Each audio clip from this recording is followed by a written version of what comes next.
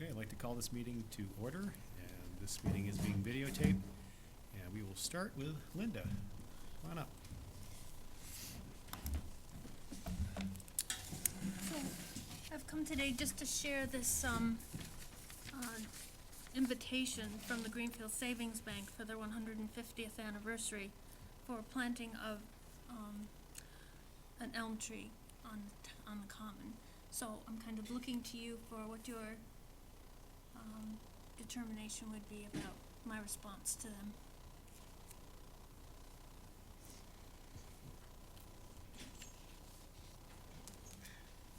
I like the idea of getting an elm tree. I yeah. like the idea of putting an elm tree on the common. Was there some concern about septic, or is that out there? Yes. Septic is also Yes. on the common. It's also on the common. I did a quick Google search on Friday. I didn't have a chance to share this with you, Linda, but elm trees are on that list of root systems or trees with root systems that really like to go after pipes. So Out there particularly, that could be a problem because I think we've had drainage issues at times with the piping out into the common. but one idea I had was, might there be a spot in the town forest? And could we get permission from DCR? Would the town forest committee go along with the idea?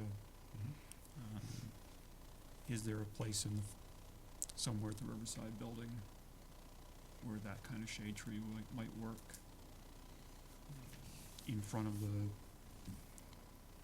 fire department along Main Road. There might be, Elementary The other school day is even one of the over- thoughts yep. I came up with. Elementary school, or even I was looking the other day, across from the common, to the right of the memorials and stuff.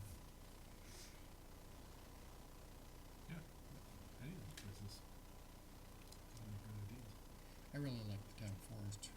You and I talked about that one spot that you liked. Is there a place there where it would receive the recognition that it was supposed to be a part of the planting in the town forest? I mean, is it visibly set aside, sort of, from the place you're thinking of? You You'd have to ask remember the guy that the- knows it better. when we had the reception with the tent, I think there was a Franklin Land Trust that did it in between when the offer to the town was made and when the town accepted the offer of the gift. There's a clearing that used to have a camp building there. And that clearing surrounding the clearing, there's a bunch of other interesting species trees. There's a catalpa, shagbark hickory, there's a Asian chestnut, or Chinese chestnut, whichever, and a few others. So the elm So would be a nice. elm would be another different addition, especially if it's like what the savings bank is saying is a disease-resistant elm. Sounds good. So maybe if we were to, the bank's hope is to have the trees planted no later than the first week of May and a second round of plantings in the fall. So maybe if we sign up for the fall planting to give some time to explore the town forest or other, So where's the clearing that you're talking about in the town forest? Is at the kiosk, you just walk in that driveway and there's the clearing. So it sits above Otter Pond. Okay. Sort of the driveway ends with a catalpa tree that's about that big. And just after that is where the camp building used to be. Okay. Mm-hmm. Especially if there are other trees and they're doing some identification of trees and plants, to be able to have that kind of tree Mhm. there, if there isn't one, would be a good thing. Mm-hmm. And that's a pretty close and easy spot for people to get to. It is very When you said close. clearing, I was thinking, the clearing down by the Falls River or something. And that's quite a ways It's out a for hike. anybody, that's all. Right.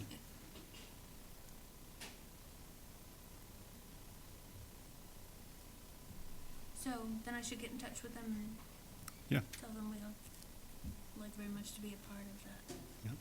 for the fall. For the fall, yeah. And congratulate them on their 150th year. Okay. Yeah. Thank you very much. Thank you.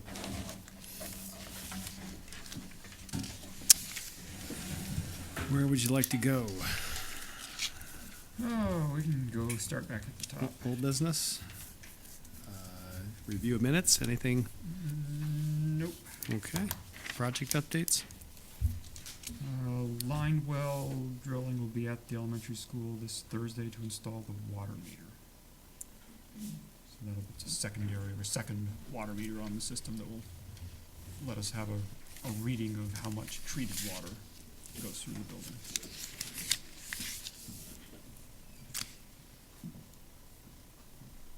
Was that something required by DEP? Yeah, they initially didn't require it, thinking that the UV system would just be automatically tracking how much Right. water goes through it. But the UV doesn't have that functionality.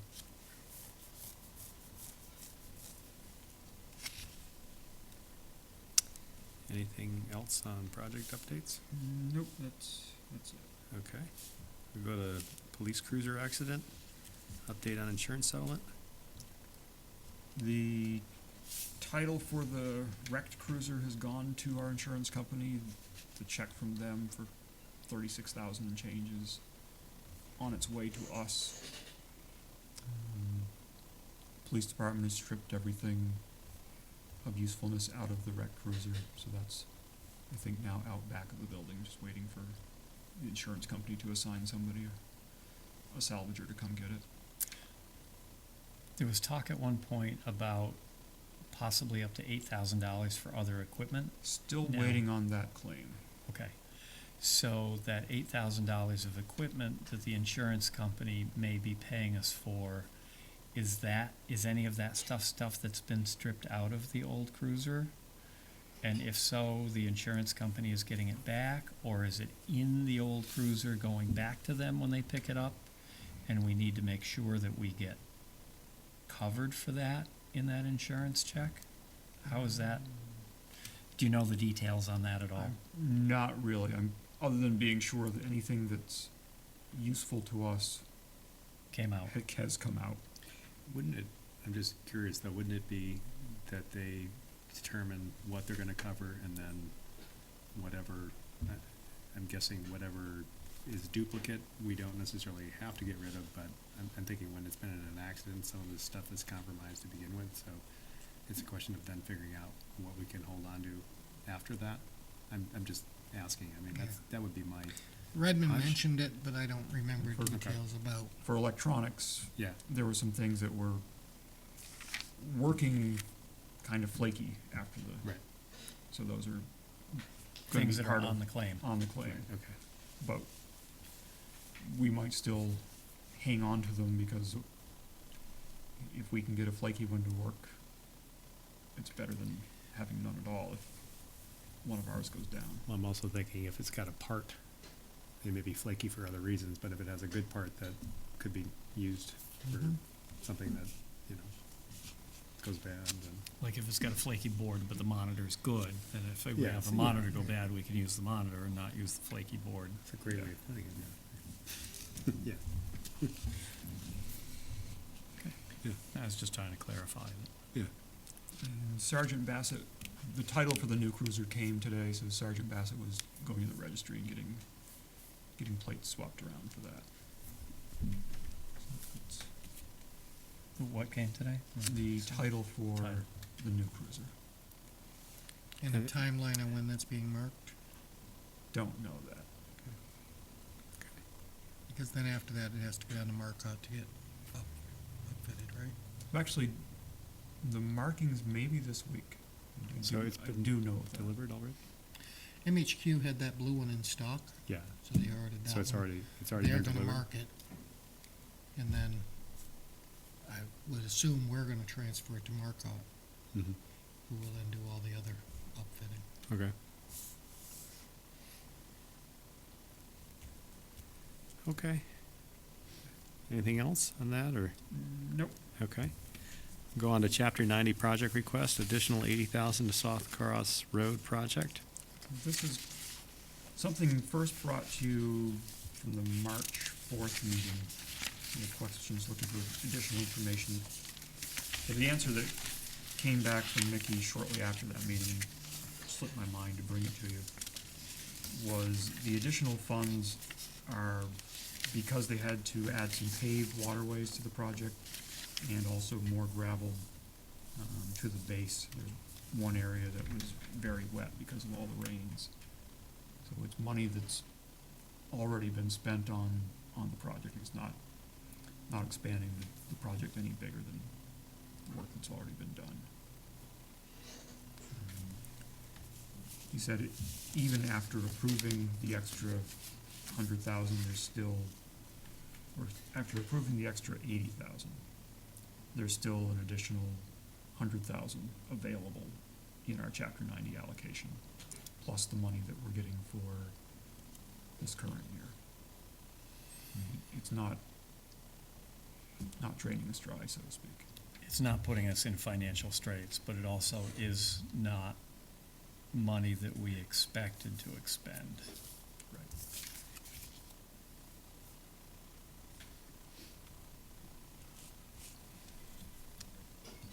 So what do you need from us? Just a vote to authorize the additional Do I have 80,000. a motion? So moved. Second. Any further discussion?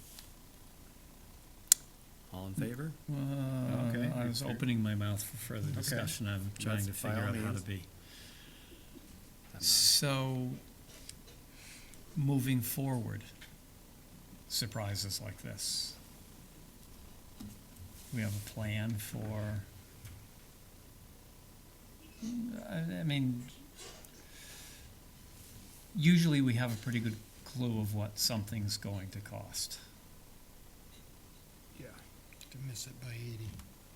80's a lot to miss by. Yeah. Mhm. Cause the project was originally, I remember, what was it? This was last year, right?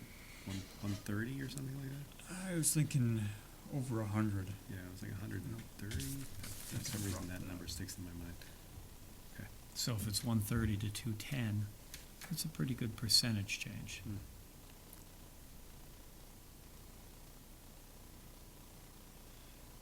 I also remember early on in this project making the comment of things are looking pretty wide. We're not expanding the scope of this project or expanding the width of this road, correct? Yeah, I remember that conversation. Mhm.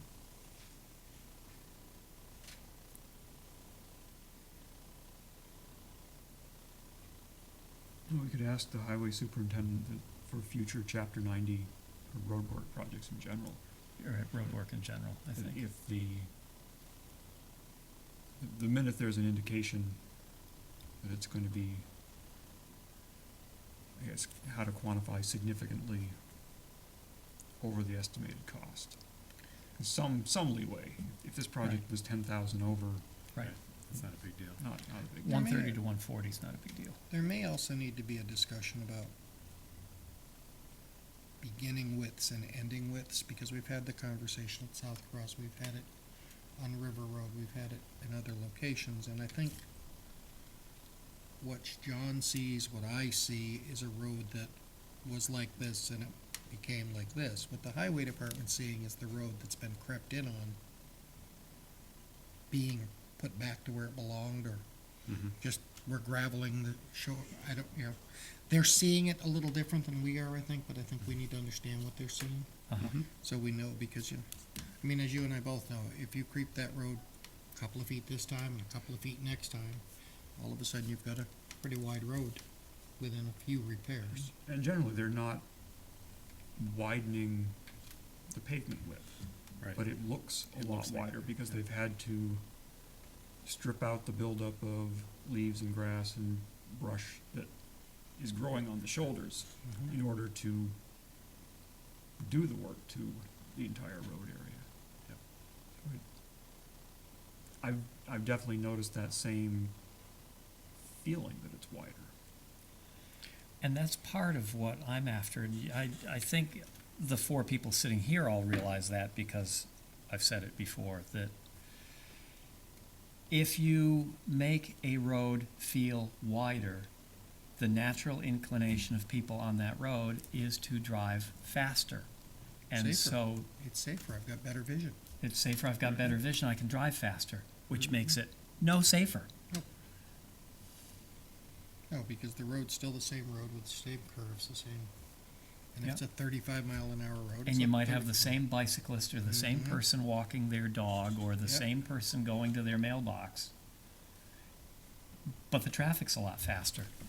I know one of the people at this table has jogged on a road that got wider and smoother and faster and said, my God, some of those cars have gone past me pretty fast, isn't that That was me. right?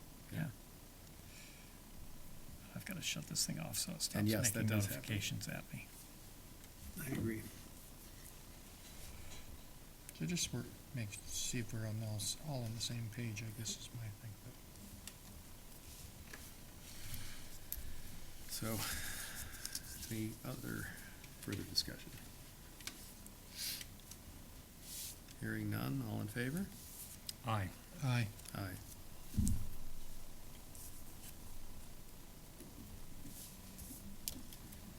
Okay. The money's spent, let's replace it, but let's keep an eye on it next time. Yep.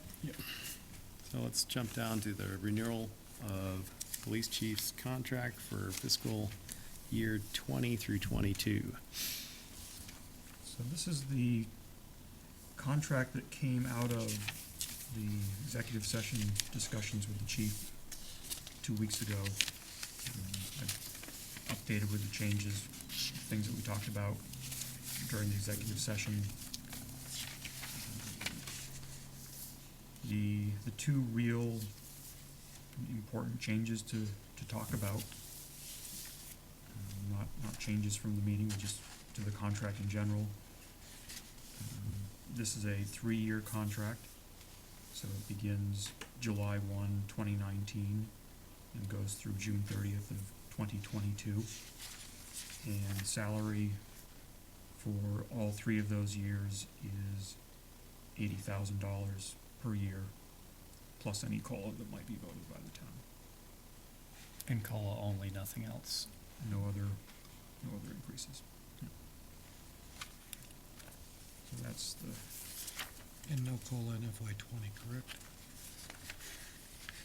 I think that was the discussion. COLA would, Okay. COLA would apply.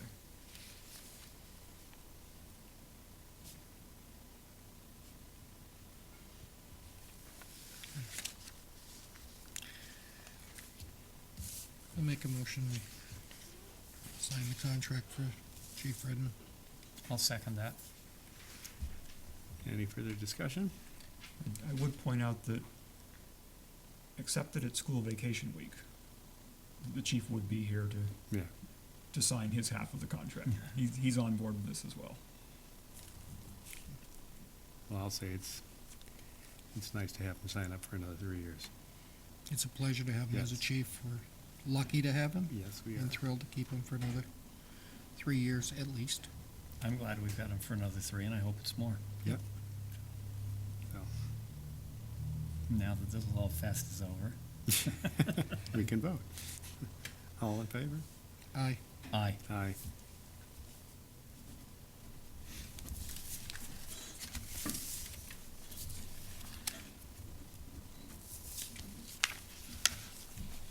Send him an email, tell him we made all kinds of changes while he was on vacation. That's what happens when you're not here.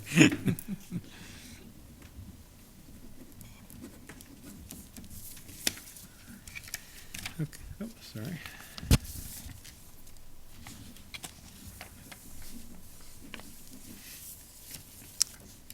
Thanks. Okay, moving on, creation of a regional school district planning committee per Massachusetts General Law, Chapter 71, Section 14.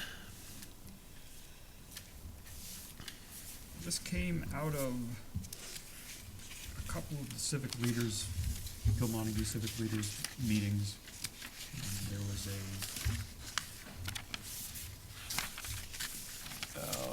sort of first pass analysis, what the financial impact of a 6-town school district might look like.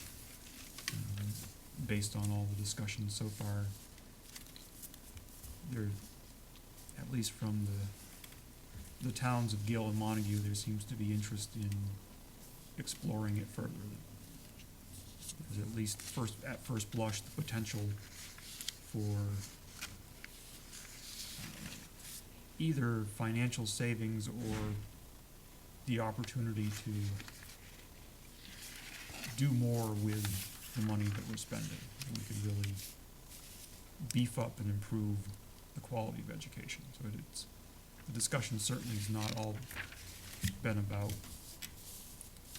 saving money and spending less. There's been a very significant conversation about what this could mean from the educational standpoint. That preliminary analysis has been shared with the administrators in the 4 other towns, Bernston, Northfield, Warwick, Leiden, also with the admin in Irving. Even though likely it wouldn't ever make sense for Irving to be a member of the district just because of the financial aid discrepancy that Irving is, the town wealth would really throw everything out of whack. Yeah. I think if they're interested, it makes sense to have them exploring this process with the other towns, assuming it goes in that direction. Because Turner's Falls High School is where Irving kids, many of them go. It's by tuition. And under a new district, it could still be by tuition. And for them to be a part of it, part of planning the new district from the get-go, makes a lot of sense. So the school committee voted last week. It's a 2-step vote for establishing this regional planning committee. The select board has to approve it. The school committee has to approve it for each of the towns. So last week, the school committee approved Gill and Montague forming these regional planning committees. So it's here for Gill tonight. Montague, I think, tackles it. Montague's select board tackles it next week. It's a 3-member committee. At least one member must be a school committee member. The committee is appointed by the moderator, and the individual town regional planning committees would band together to form a regional planning board. And the thinking is that by getting the regional planning committees and then forming a regional planning board, if that's the desire, that it might qualify us for some aid from the state, special aid from the state to help do that planning and get the information that's needed.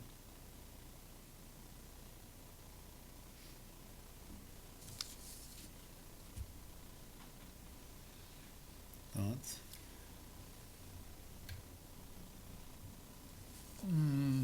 Timmy, would you like to chime in on anything since you're here? I don't really, Okay. I'm just here as the Oh, taxpayer. You are on the school committee. committee, so Pardon? being on the school committee, I thought I'd ask. I am a school committee member, Mhm. yes. I'm not the chair, I don't speak for the school committee. I can express my own personal feelings, but I don't know if that necessarily contributes or not. I would think if I was gonna say, Timmy you are welcome to, as you know. At the meeting, I voted in favor. Yeah.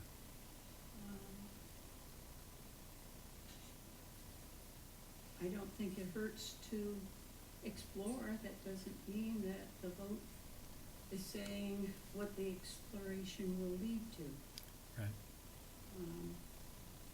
I don't necessarily in my own heart know, but I think that it's, if people wish to do it, I think it's worthwhile doing it. I agree. I think that, I mean, I'm seeing this from a couple of different sides. One is from the educational side, being a teacher, and knowing what it means to have the right size classes, which can differ depending on the teacher, which can differ depending on the subject matter. But they're looking at moving forward. I mean, combining these districts could produce a lot of quality education that we've sort of lost in certain areas in both schools. So combining them might actually improve the quality. In terms of, you know, as I used it as an example for the arts, one school definitely has a better music program than the other, and combining them could make them stronger, both of them stronger. The flip side of this is looking at the finances of it.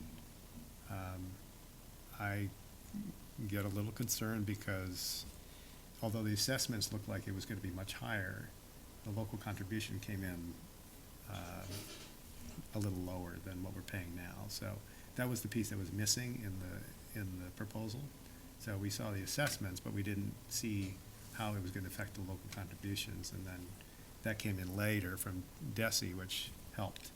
So it helped sort of allay some of our concerns about our assessment, or at least our ability to fund it was going to look like it was going to go up, but it turned out the local contribution was a little bit lower, not by much, $30 to $50 or something like that.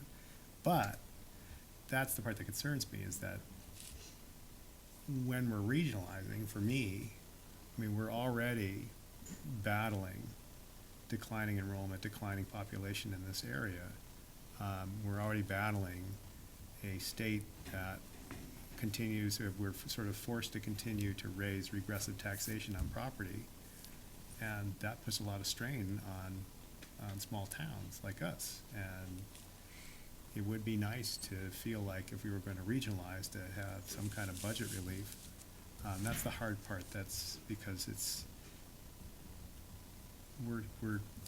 when we discuss the finances of our district now, we say it's unsustainable. We're not going to be able to afford it.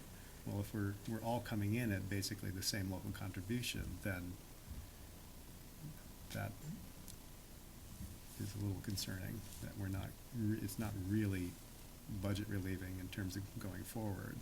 I like the fact that we'd be possibly getting better education, and I guess that's where we're going to look into all this. But again, the financial piece is still a concern. Oh, I agree. Yeah. When I voted the way I did, I was really, I don't, in my heart of hearts, I don't know if I personally, as an individual, am ready to walk away from the idea. Yeah. And do I know enough to fully embrace it? Absolutely not. And I don't know, unless you look further, what are you doing? I mean, the district got a sizable grant to look into it. I think that's important, that the people, I think that's important for everyone to know in the town, that just because if we decide to form a committee like this, or a planning committee, that it doesn't mean anything is necessarily going to happen. It's just an exploratory committee to look at the pros and cons of this regionalization more in depth. There are a lot of things that have to be looked at in Yep. contracts, debt, foundation budget, on and on and on. But that's my individual personal feeling. When I was at this meeting, and I know Timmy was there and Greg was there, one of the things that was brought up at the meeting was the idea of calling this a regional school district feasibility committee, so that it didn't sound like planning committee made it a fait accompli. Yeah, we're gonna regionalize and let's just plan it. No, it was more along the lines of, let's see what the feasibility is of this, see what the pros are, see what the cons are, and see if it can do any of the things we wanna do. And our vote tonight, I think, is gonna be moving forward with that same idea of what we're doing is we're looking at the feasibility of this. Oh, I think that's important, John, that really Yeah. is a key. Technically, I think statutorily, it's a planning committee. That's right. And we'll call it, And you can't statutorily. that's right, It's a planning committee to. To look into- determine the Look, yes, feasibility. to determine the feasibility, right. Right. Yep. Because I don't know if, I like some of the things I've heard of combining these two into a single district could strengthen some of the programs and give a better total educational outcome. But there are things about regionalization that I don't like. The students maybe having to travel further, the possibility of some people, you know, from one district to the other when it's getting combined, losing positions and adding unemployment and, you know, causing more carbon emissions and making children travel further for a better education. That's not a win-win situation. You're losing something in that one. And just the people that are here now, did anybody get to read Michael Buonaconti's My Turn in the Greenfield Recorder today? That brought up some really interesting points, like, and I'm gonna have to paraphrase because I won't get it exactly. The 10 most populous districts in the state, like Boston, Springfield, Worcester, Fall River, if you add the geographic area of all of those together, they're still smaller than Mohawk's district. And so you've got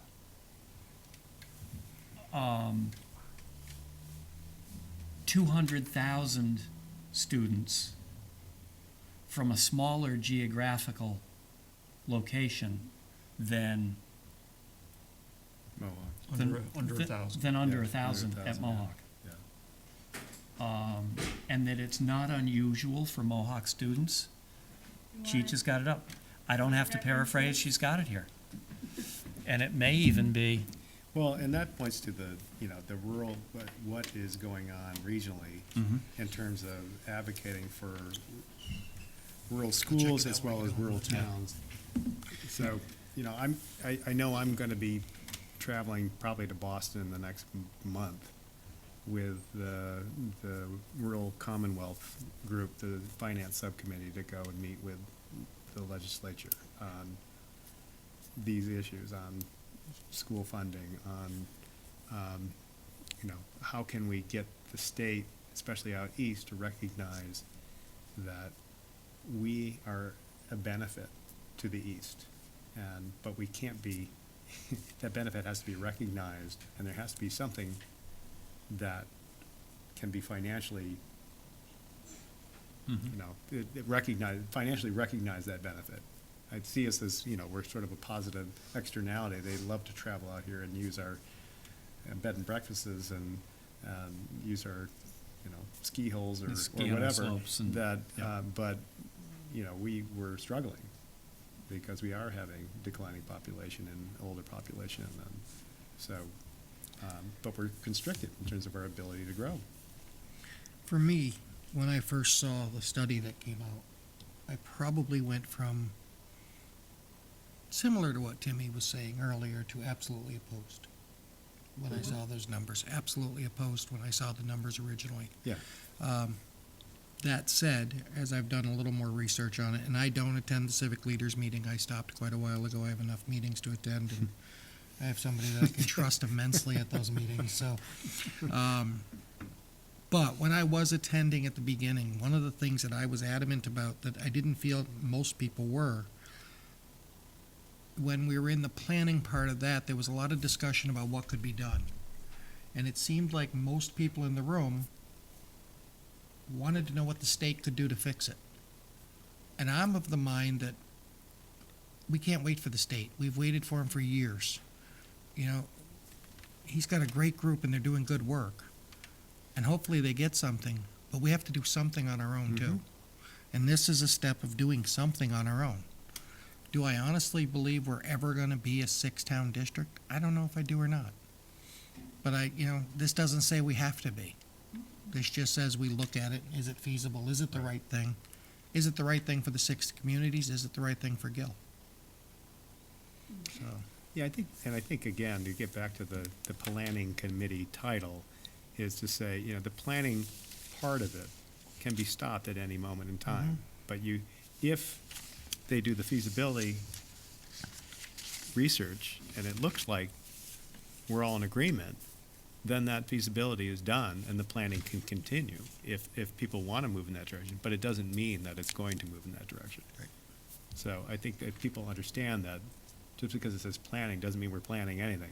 It's just we're taking the steps to, if we decide that that's something that is going to move forward, then that planning committee already exists and a lot of that legwork has been done. And it sounds like statutorily it has to be done that way, so. well, you can't say it's a really bad idea if you don't look into it first and Right. find out whether it is. Yeah, Timmy? If I can add, just to be sure, everybody understands what I said. When you asked questions, I was answering my own individual, Mm-hmm. personal feelings. In no capacity, other than that, I'm an individual like all of you are, except you're sitting at a select board meeting and thinking as select people. Yep. I'm sitting as a As Timmy. As citizen, as a yeah, resident. up the road, Yeah. down the road Yeah. from here. That's fine. Lives in Gill. I don't see any other committee members here, so I think you're speaking for yourself. Yeah. Thanks. Yep.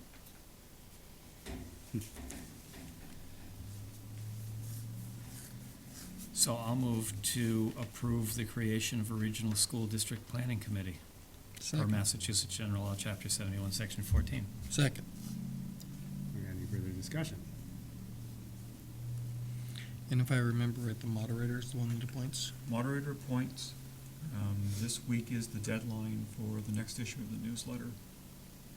So I can throw together a couple of paragraphs on it and get that in, get And people let the thinking moderator know. about. He likes surprise phone calls, I'm sure. Good. 1 out of 4 of us ain't bad. And on that state level, the state has taken up the issue of the millionaire's tax again, which is supposed to be earmarked for education and transportation. So if they stick to their word, there might be some more money. But I just wrote an article, which I sent to Ray because he's such a great editor. He finds all my typos and things that I miss. So, I'm still crafting that. But I think if they could do that and actually backfill changes to Chapter 70 formula, that's a way they can find actual state revenue to do it. The problem a lot of times relying on the state is by the time they get something processed, the administration changes, and the next administration may not have the same ideas about that income and then change where that income goes, even if it goes, Yeah. if they don't change the tax entirely. I agree. I think that's one of the reasons why it's, I think they understand something needs to be done. I think that's why the Promise Act is getting traction. But on top of that, that's one of the reasons why I want to push hard for them to try to change the formula. If they change the formula, then it's something that's within the formula, right? It's not adding state aid on the other side of the equation, right? Because that they can take away. If the economy turns and they can decide not to fund over foundation. Subject to appropriation. Right, and it's become subject to appropriation if it's actually worked into the formula itself, and you can give them good And we reasons know to the do it. formula's fractured. What's that? And we know the formula. Yeah, we know, we do know it could use some tweaking, so, I don't know, I think if we don't try at all, then Exactly. that's also a mistake, so I agree, Well, you and gotta that's- do both. Right. And the trying is part of us doing something. Yeah. Other than just, we're gonna kick back and wait for the state to fix it, because No, yeah, you can't Is it do gonna that either. happen? Who knows if it'll Yeah. even happen, but, the state has to fund transportation 100%. Great, they haven't since no. 1970 when It's they like promised it. Let's 73% move or on. something, You yeah. know? So, So, yeah. Okay, any other further discussion? Hearing none, all in favor? Aye. aye. Aye.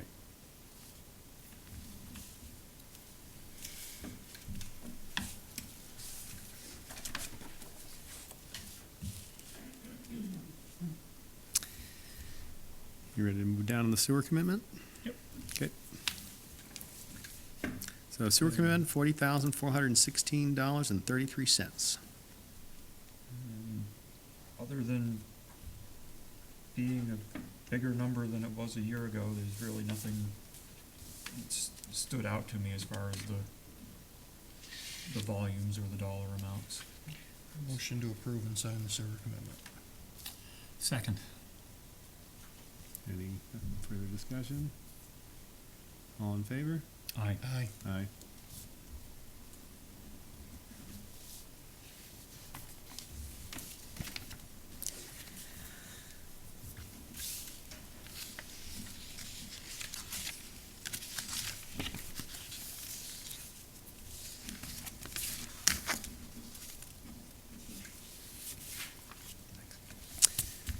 Public gathering permit for Turners Falls Houston Brine for the 2019 clam bake, car shows and grounds rentals. Randy? I will be abstaining from discussion and voting as I'm a member of the Shoots. That's why I would make a motion to approve. And I will second that motion. Any further discussion? Same conditions as prior years. So we have received approvals from Board of Health, Highway Department, Police Department, Fire Department, the building inspector, and just conditions that all fire lanes must be kept open at all times. And per past practice, police detail for crowds over 300 people except the monthly car show, which will have a detail officer as may be required by the police chief. Those long-standing conditions that seem to have been working pretty well. Okay. All looks in order from what I see. Any discussion, further discussion? Hearing none, all in favor? Aye. Aye.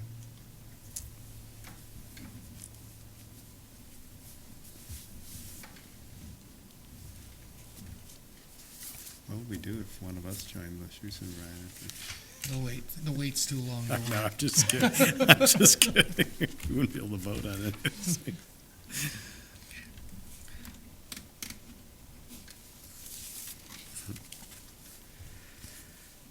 FERCog offer to perform traffic counts.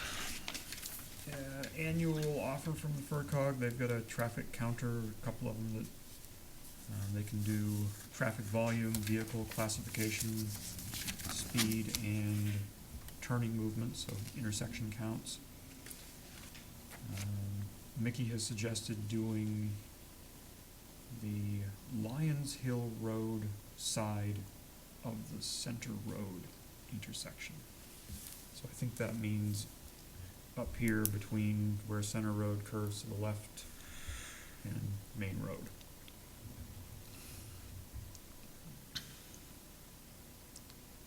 Seems It's okay by me. As good a spot as any. Yeah, okay by me. We did here last year. And the police department does now have it's not one of the strip on the road counters, it's a mounted on a telephone pole kind of counter that they can do similar kinds of traffic studies whenever we have a need or an interest. And that rotates. It finds its way to different places.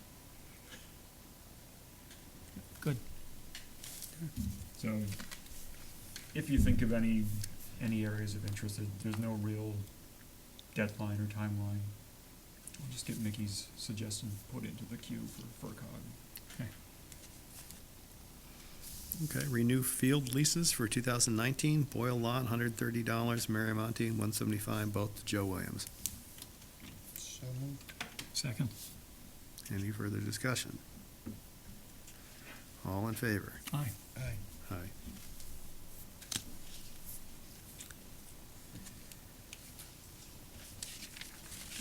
Town meeting warrant articles. Got a couple of articles to consider for town meeting. The first one that you've got is from the Franklin County Solid Waste Management District. So June 2020 is when the current recycling processing contract with the Springfield MRF will expire.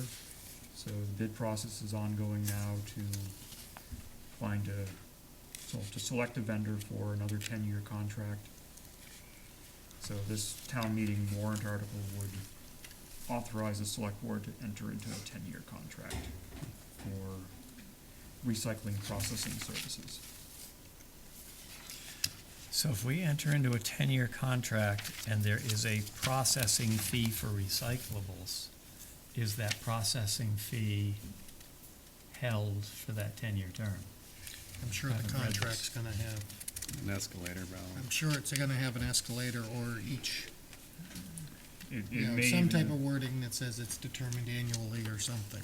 Or some kind of inflation or something. I can't imagine they would keep it the same price for 10 years. And with any luck, the market for recyclables turns around again. And we start getting paid again. It becomes a valuable commodity. There was I included a letter that DEP sent to all the towns in Western Mass. And Jan Amin from the Solid Waste District quickly weighed in on that letter. She felt it was a little bit, overly gloom and doom, that what DEP is saying as far as the types of municipal costs that they've been seeing statewide likely won't come true for Western Mass. So many of our towns have dual stream recycling, so paper is segregated from the cans and the bottles and the plastic containers. The quality for the recyclables is so much better. She recommends in here that we take the DEP letter and recycle it. I love it. Just like, I can't explain why DEP wrote and sent that letter. And I was I reading love that too. I wonder if she'll be getting a call anytime soon. I suspect they're fully aware of what she's thinking on this. But jumping back to the warrant article, it's that page with 5 or 6 lines of text. Jan has said that the Solid Waste District is also investigating other options besides the Springfield MRF. And that if they come up with options that are a better choice for Franklin County towns' recyclables, then they'll be recommending that, not this 10-year contract. So I have a lot of trust in Jan and her team for understanding these things. So putting this on annual town meeting just would allow us to sign it. It's authorization. You're not, Committing. you Yeah. still make the choice. Okay. Yep. PEG access?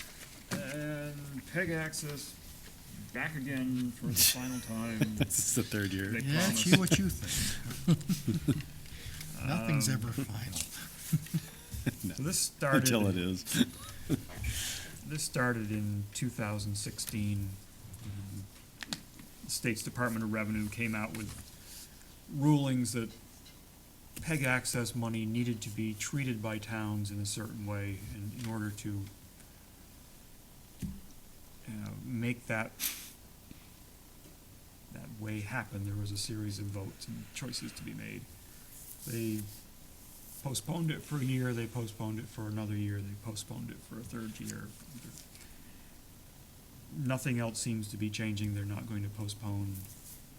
We have a statute of limitations on postponements. I guess so. So, the long and short of it is, if we want to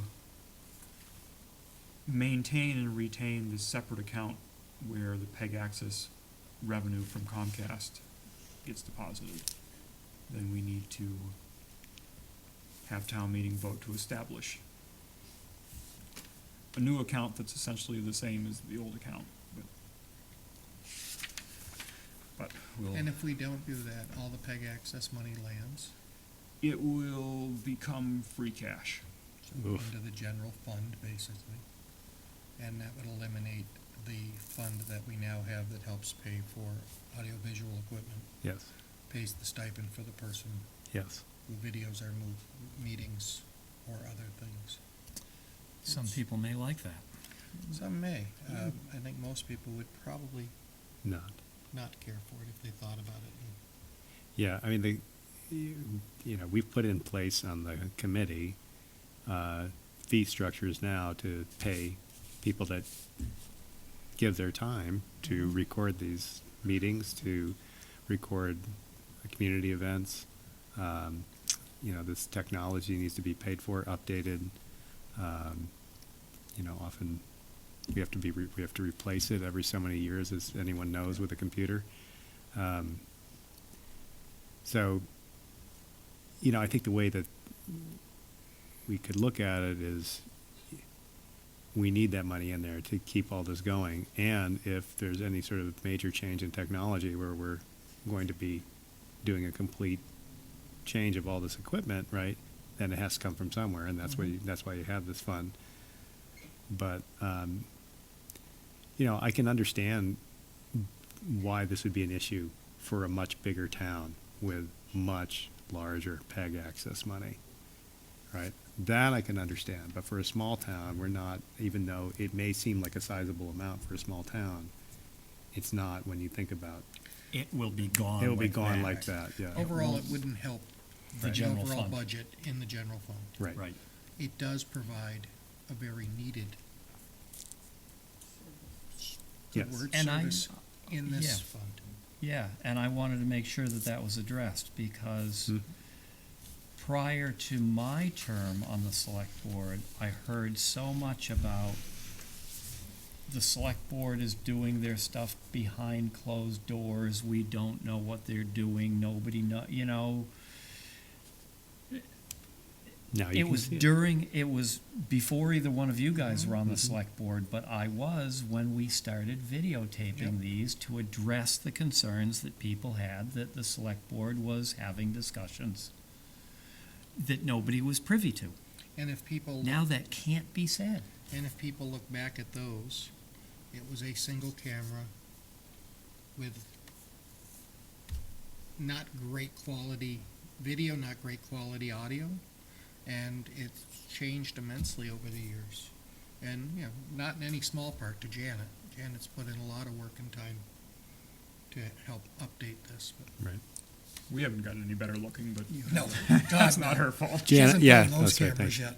Yeah, I just wanna make the point that this money is, I gotta take it, is coming from right, television, cable, yes, which is gonna get smaller and smaller and smaller. Right. Because people are not watching television. They're streaming and yeah, but again, that means that even though that's coming from television, I can see at some point, because of the nature of the technology changing, that the federal laws might change in regard to how the money, that it may wind up going into streaming, or it might go into something else in terms of allowing towns to be able to continue funding their PEG access. So, I could see that changing eventually, if it begins to put a lot of constraints on a town's ability to be able to, you know, update their equipment, to be able to keep providing the service. But it's a very good point. And the other point is that the people who are really paying for this are the people that are paying for cable. It's not everybody, right? So to think, we've made this analogy before, but to think of, you have a whole group of people paying for their own sewer system and water down in Riverside. And that would be, to me, it's very similar to that if we say, well, you know, we could just take that money and put it into the general fund. I don't think that would go over too well. So, I mean, it was created for a specific purpose, for the people that actually use the service. And if you're not using the service, I think it's okay to say, look, you know, this really is for those people that use it. But And the benefit here is that even if you don't use it, you can still watch these videos. Right. And I will say that we don't do things behind closed doors, because whenever I see you guys on the street, I walk the other way. I just, Geez, I didn't know where Yeah, that same to you, buddy. Maybe you guys could sync up your smartphone so they have built-in quorum detectors based on GPS Exactly. location. There's an app that won't raise you very much money. So don't tell the Ethics Commission, they might figure that one out. okay. So, did you want to move down to the deadline for warrant articles by petition? Recommend that we set May 9th as a deadline for petition warrant articles. Need a motion for that, or you, Now, Consensus? consensus. sounds like a good date to me. Yep. So we have consensus on all three. Yes.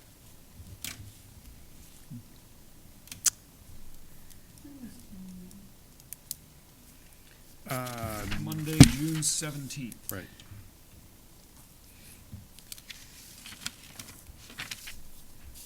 And with that, we'll move down to public service announcements when you're ready. Just the one, that Saturday, April 27th, will be the retirement party for Ronnie LaChance, 1 o'clock to 3 o'clock at the Gill Church. I miss seeing Ronnie in the town hall. Not that there's anything wrong with seeing Peter or Tom, but it is No, a presence that's no, missed. it's just, yeah, Yeah. it's just the Yeah. presence of it is. Yeah. Yep. I agree.